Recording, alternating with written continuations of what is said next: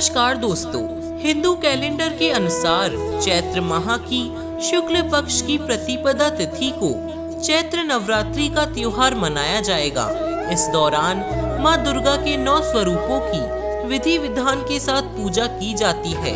इस साल चैत्र नवरात्रि का त्योहार शनिवार 2 अप्रैल 2022 से शुरू होगा और सोमवार 11 अप्रैल 2022 को समाप्त होगा।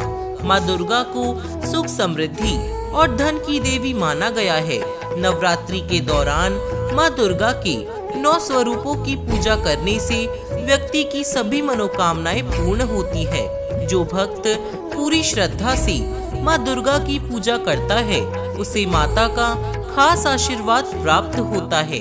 चैत्र नवरात्रि आने में कुछ ही दिन बाकी है, तो आइए जानते हैं चैत्र नवरात्रि के दौरान घट स्थापना का शुभ मुहूर्त, व्रत नियम और नवरात्रि के कुछ महत्वपूर्ण उपाय के बारे में।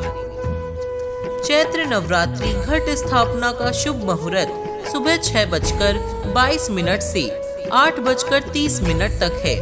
घट स्थापना का अभिजीत मुहूर्त 12:08 से 12:50 तक है। आइए दोस्तों, तो अब जानते हैं चैत्र नवरात्रि के कुछ महत्वपूर्ण उपाय के बारे में।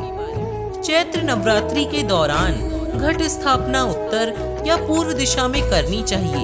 ऐसा करने से घर में सुख और समृद्धि आती है। नवरात्रि के दौरान बहुत से लोग 9 दिनों तक घर में अखंड ज्योत जलाते हैं। इसे आप सिर्फ माता के आगे ही नहीं बल्कि घर में कहीं भी जला सकते हैं। ध्यान रहे कि अखंड ज्योति को हमेशा घर के आग्नेय कोण दिशा में रखना चाहिए।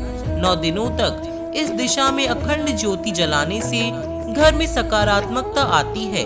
साथ ही आपको शत्रुओं से भी छुटकारा मिलता है। ऐसा करने से शत्रु आप पर हावी नहीं होते। इससे घर में होने वाले कलह भी दूर हो जाते हैं। नवरात्रि के दौरान लोग घर में माता के पद चिन्ह भी लगाते हैं। दिवाली पर भी ऐसा किया जाता है, लेकिन कई बार लोग इन्हें लगाते समय गलती कर देते हैं और इन पद चिन्हों को घर से बाहर की ओर जाते हुए लगाते हैं। यह काफी गलत माना जाता है।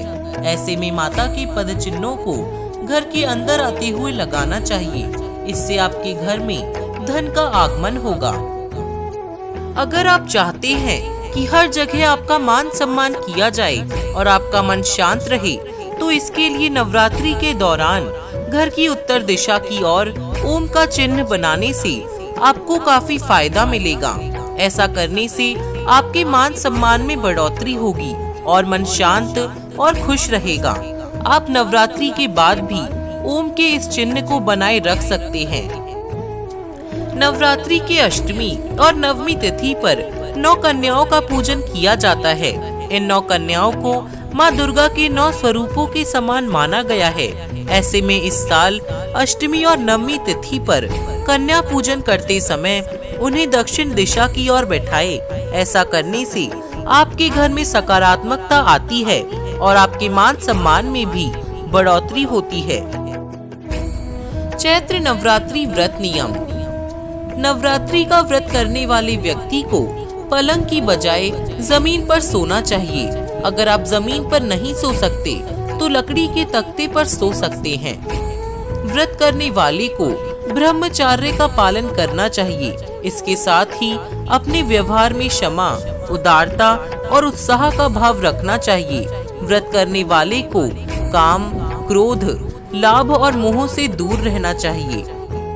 नवरात्रि का व्रत रखने वाले व्यक्ति को झूठ बोलने से बचना चाहिए और सत्य का पालन करना चाहिए।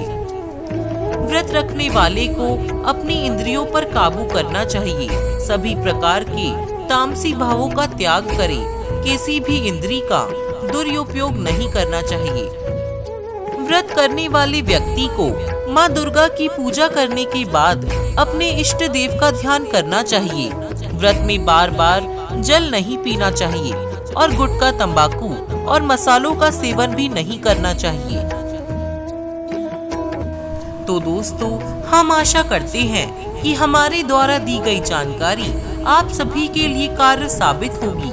आगे भी हमसे जुड़े रहने के लिए हमारे चैनल को सब्सक्राइब जरूर करें। जय श्री हरि विष्णु।